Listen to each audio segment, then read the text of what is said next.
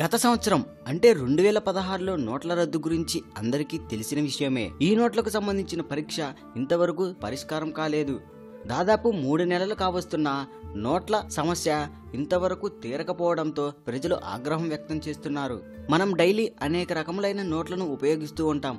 వాటిలో 10 రూపాయల నోటు, 20 రూపాయల నోటు, 50 రూపాయల నోటు, 100 రూపాయల నోటు, 500 రూపాయల నోటు, 1000 రూపాయల నోటు, ఇంకా చిల్లర విషయానికి వస్తే రూపాయి నోటు, 2 రూపాయల నోటు, 5 రూపాయల నోటు. వీటిని మనం ఎవరికి ఇచ్చినా, ఎవరైనా మనకిచ్చినా తీసుకోవటానికి నిరాకరిస్తాం. కానీ ఇప్పుడు ఆ 1 రూపాయి నోటు విలువే ₹1,00,00,000 అని మీకు తెలుసా? అది ఎలాగో అని అనుకుంటున్నారా?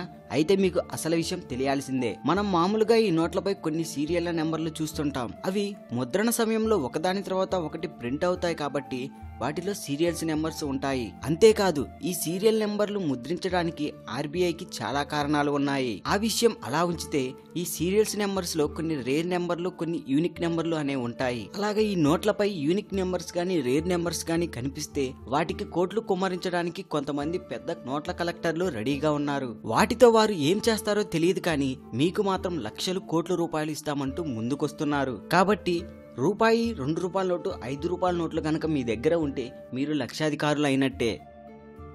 ఈ వీడియోపై మీ విలువైన కామెంట్స్ ని మాతో షేర్ చేసుకోండి. అండ్ ఇంకో విషయం, సబ్స్క్రైబ్ చేయడం మర్చిపోకండి.